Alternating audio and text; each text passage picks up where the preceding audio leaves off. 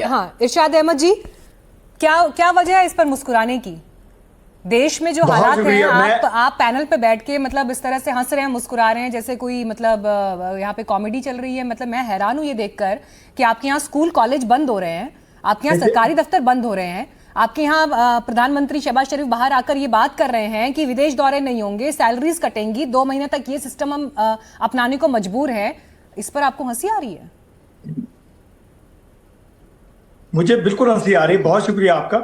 मैं आरजू काज़मी की फजूल बातों पे हंस रहा था कि और आपकी सोच पे हंस रहा था कि आप अगर मेरी गवर्नमेंट ऑफ पाकिस्तान, मेरे वजीर आजम पाकिस्तान मियां मोहम्मद शहबाज शरीफ साहब ने कटौती की है सरकारी गाड़ियों के फ्री पेट्रोल पे, अगर इंटरनेशनल विजिट पे, तो इसमें कौन सी परेशानी की बात है? दूसरी बात यह है कि आप कह रहे हैं मेरी टंकियां पेट्रोल की खाली हैं। मैं अभी भी टंकियां, 3 गाड़ियां मेरे पास, तीनों के पेट्रोल फुल करवा के मेरा ड्राइवर अभी आया। दूसरी बात, आप बात कर रहे हैं, अभी आरजू बात कर रही थी कि मेरी वजीर आला पंजाब मरियम नवाज शरीफ साहबा ने जहाज खरीदा। देखें, मैं इनको तस्दीक कर दूं, आरजू काज़मी की, आरजू पंजाब एयरलाइन चलने वाली है, उसके लिए जहाज खरीदा गया है।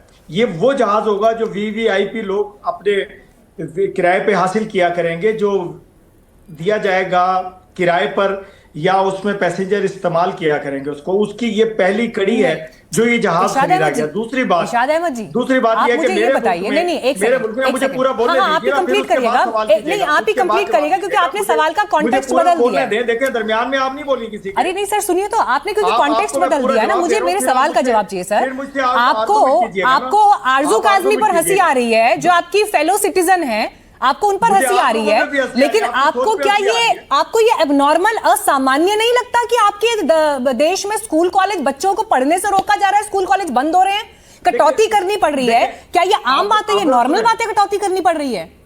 ये बिल्कुल, आप जरा सुन लीजिए। रमजानुल मुबारक का महीना है, रोजे रख रहे हैं, अगर हो भी जाए 10 दिन तो ये अच्छी बात है। और दूसरी, कौमें कुर्बानियों से बनती हैं। पाकिस्तान के लोग पाकिस्तान की हुकूमत के कहने पे किसी भी कुर्बानी देने के लिए दरेग नहीं करेंगे। हम कुर्बानी देना जानते हैं।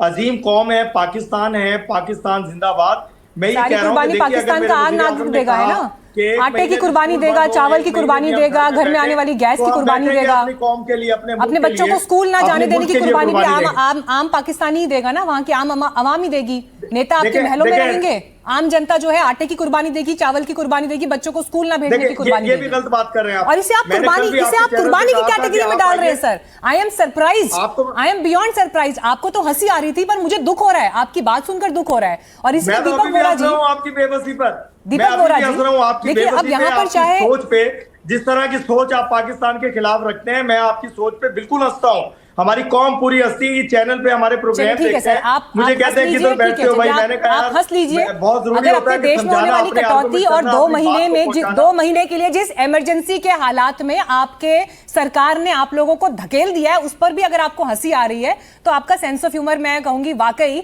किसी अलग अजीब कैटेगरी में है। लेकिन ठीक है दीपक बोरा जी, उन्होंने अपनी तनख्वाहें बंद की, पाकिस्तान में ही आरजू काज़मी क्या कह रही है वो हमने सुना, इरशाद अहमद साहब जो बात कह रहे हैं वो भी हमने सुनी। ठीक है सर, आ रही हूं आपके पास। इरशाद अहमद जी की बात भी आपने सुनी, आरजू काज़मी की बात भी आपने सुनी, जनता के बयान भी हमने सुनवाए हैं सर। और इस समय पर पाकिस्तान के भीतर जो कुछ भी हो रहा है उसकी एक चिंता भारत में होना वाजिब है, क्योंकि स्टेबिलिटी हमको अपने रीजन में चाहिए। और पाकिस्तान में हालात अगर बिगड़ते हैं तो सीधे भारत के बॉर्डर्स पर, इंटरनल सिक्योरिटी पर, इन सब चीजों पर सर असर आता है उसका। जनता वहां पर विद्रोह कर देगी, अगर जनता वहां पर सड़क पर उतर आएगी सर, तो इन चीजों पर भारत की नजर होगी। बांग्लादेश में क्या हुआ, नेपाल में क्या हुआ, हमने देखा।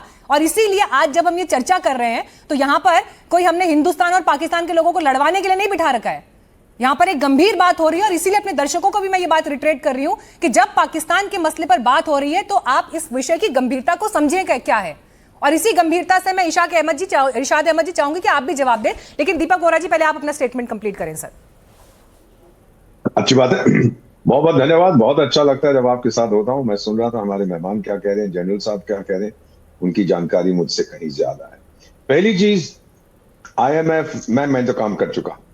इंटरनेशनल मॉनेटरी फंड एक बैंक की तरह है, उसने आपको पैसे दिए हैं, लौटाएगा कौन? आपका दामाद या आपका ससुर? वापस तो आपको कर। और मेन चीज अगर आप देखेंगे मैम, उन्होंने ये कहा था टैक्स कलेक्शन इंप्रूव करिए। ये जो यहाँ के जो भी नाम है इनका प्राइम मिनिस्टर का, टैक्स का कुछ नहीं बोले, यहाँ कटौती करेंगे, यहाँ तनख्वाह में कम करेंगे। अरे तनख्वाह पे कौन जीता है पाकिस्तान में? वो तो तनख्वाह तो होती है सिर्फ अपने ड्राइवर को पैसे देने की, बाकी तो आप जानती हैं कैसे क्या करते हैं। तो मेरा ये मानना है कि जो मेन इश्यूज हैं उनको ये एड्रेस नहीं कर पाए। स्ट्रेटेजिक रिजर्व जनरल सेना, इनके पास 1 हफ्ते से कम है petrol, POL, petrol oil lubricants.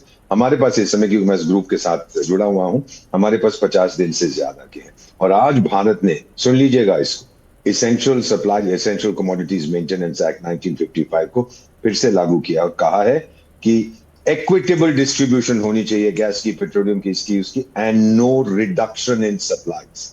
इसका मतलब आप समझती हैं, नो रिडक्शन इन सप्लाईज। बेटा हम लोग बहुत समय से इसकी तैयारी कर रहे थे। एक टाइम में स्ट्रेट्स ऑफ हॉर्मुज से 40% हमारा तेल आता था, 20% रह गया।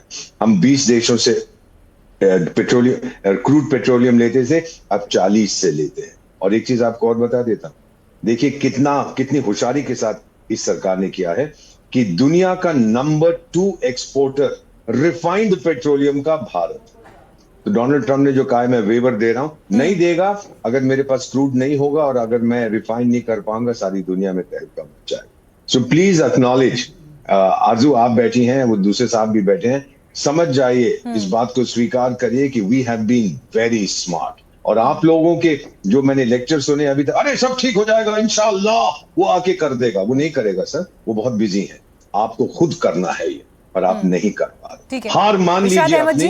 कौम पे गर्व होना अच्छी बात है सर, लेकिन सच्चाई को स्वीकार करना भी जरूरी है।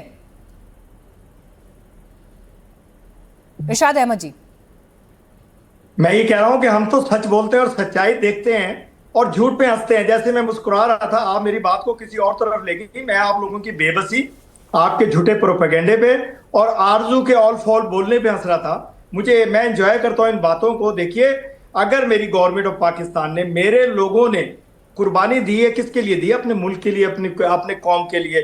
अगर हम पेट्रोल कम इस्तेमाल करेंगे अपने मुल्क की बचत करने के लिए। दूसरी बात यह है कि आप कह रहे थे मेरे पेट्रोल की टंकी खाली, खुदा की कसम इतना पेट्रोल वाफिर है, इतना खुराक वाफिर है। आप कह रहे थे आटे और चावल की लाइन में हम लगे हुए हैं। आप आइए शाम में अफ्तारी पे आ जाइए किसी पे, मैं आपको आज लाइव लेता हूँ, मेरे साथ रहिए अफ्तारी के टाइम।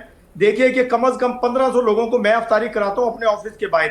आइए मैं दिखाऊंगा कि किस तरह अफ्तारी करते हैं लोग, कितना रिस्क वाफिर है हमारे मुल्क में, कैसी खिदमत करते हैं हम लोगों की, अपने लोगों की, अपनी आवाम की, अपनी कौम की। आप लोग देखें, आप अपने लोगों का ख्याल करें, अपने मुल्क की तरफ तवज्जो दें। पाकिस्तान की सरहद की तरफ झांका है पहले आपने, सिंदूर के नाम पे हमने सिंदूर आपको लगा करके भेज दिया, फिर भी आप बाज नहीं आएंगे, दोबारा लगवाना चाहेंगे दोबारा लगाएंगे। लेकिन मैं ये चाहता हूँ कि अपनी कौम, अपने मुल्क की खिदमत कीजिए। आरजू काज़मी, ये इरशाद अहमद कौन से पाकिस्तान में रह रहे हैं? मुझे बताइए, इरशाद अहमद कौन से पाकिस्तान में रह रहे हैं? क्या इनके कोई ख्वाबों का कोई पाकिस्तान है, जो कल्पनाएं इन्होंने बनाई हुई है दिमाग में कि पाकिस्तान ऐसा होगा? शायद ये कल्पनाओं के पाकिस्तान में रह रहे हैं, क्योंकि लगता है या तो रियलिटी देखना नहीं चाहते। मुझे ये बताइए जरा एक बार कि वहां पर आटे दाल के भाव क्या हैं? और दूसरी बात, तो कह रहे हैं कि हम 1500 लोगों को इफ्तारी करा रहे हैं, जो भी बातें ये कह रहे हैं, इनको किसी आम पाकिस्तानी से इनकी बातचीत होती है या नहीं होती है? सरकार की कटौती को ये भाई साहब कुर्बानी बता रहे हैं। आरजू काज़मी, कुर्बानी देखिए, जिसमें पूरी की पूरी पाकिस्तान की एयरलाइन जितने पैसे में बेच डाली इस गवर्नमेंट ने, PIA, उतने में सिर्फ एक जहाज लेकर आए। और उसके लिए इरशाद साहब खुद बता रहे हैं कि VVIP लोगों के लिए, यानी VVIP लोग कौन है? जाहिर है कि आम जनता तो नहीं है। और उनके लिए मेरी बात कंप्लीट होने दें। डॉक्टर साहब, आपको टिकट नहीं मिलेगा, मैं आपको लिख कर देती हूँ। मुझे टिकट मिले ना मिले, मैं अपने पाकिस्तान के लिए आपको बस का टिकट मिलेगा, बस का टिकट मिलेगा आपको, और दूसरा कोई टिकट नहीं मिलने वाला। आपकी तरह देश पकड़ के वापस आ जाइएगा लिए काम करता हूँ। मैं अपने पाकिस्तान के लिए बोलता हूँ, मैं किसी पार्टी के लिए नहीं बोलता हूँ, मैं किसी जमात का नाम नहीं लेता हूँ। मैं पाकिस्तान, सबसे पहले पाकिस्तान जिंदाबाद की बात करता हूँ, मैं पाकिस्तान जिंदाबाद की बात करता हूँ। आप बात करती हैं जिस मुल्क का नमक खाती हैं, जिस थाली में खाती हैं उसमें छेद करती हैं। आप ध्यान कीजिए। चलिए मैं ठीक है, पाकिस्तान के लिए नहीं वो तो नहीं, मैं ये सोच ही नहीं थी। नहीं, एक सेकंड इरशाद अहमद जी, आरजू आपको कुछ बताने की कोशिश कर रही थी। ठीक है, आपको बस का टिकट मिलेगा, किसका टिकट मिलेगा, उससे मुझे फर्क नहीं पड़ता, लेकिन पाकिस्तान की जनता क्या कह रही है उससे कम से कम आपको जरूर फर्क पड़ना चाहिए। आपने तो खारिज कर दिया कि पाकिस्तान के लोगों ने कुर्बानी दे दी, लेकिन थोड़ा पाकिस्तान के लोगों का जो फीडबैक है ना, वो आपकी बात से थोड़ा अलग है। आप ही के देश के लोगों की बात है। आपको लगता है ये आप जो ये कुर्बानी वाली जो आपने ये अभी शब्दावली एक्सप्लेन की, आपको लगता है आपके देश के लोग इस बात से अग्री कर रहे हैं? मर रहे हैं वो, परेशान हो रहे हैं, जान जा रही है उनकी, कमर टूट गई है उनकी। सर थोड़ा तो संवेदनशील हो जाइए अपनी जनता के लिए। आपको मैं जवाब दे रहा हूं। देखिए, आप एक इंटरव्यू दिखा रही हैं, एक शख्स कह रहा है कि जी इन्होंने पेट्रोल क्यों नहीं पहले से इकट्ठा किया? क्या मालूम था किसी को कि जंग होने वाली है?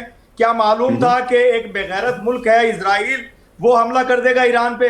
क्या आपको मालूम था दुनिया वालों को कि ईरान के शेर? सर मैं कह रही हूँ जंग हो गई, और जंग कब से होने वाली है इसकी चर्चाएं पिछले 3-4 महीनों से लगातार चल रही थी।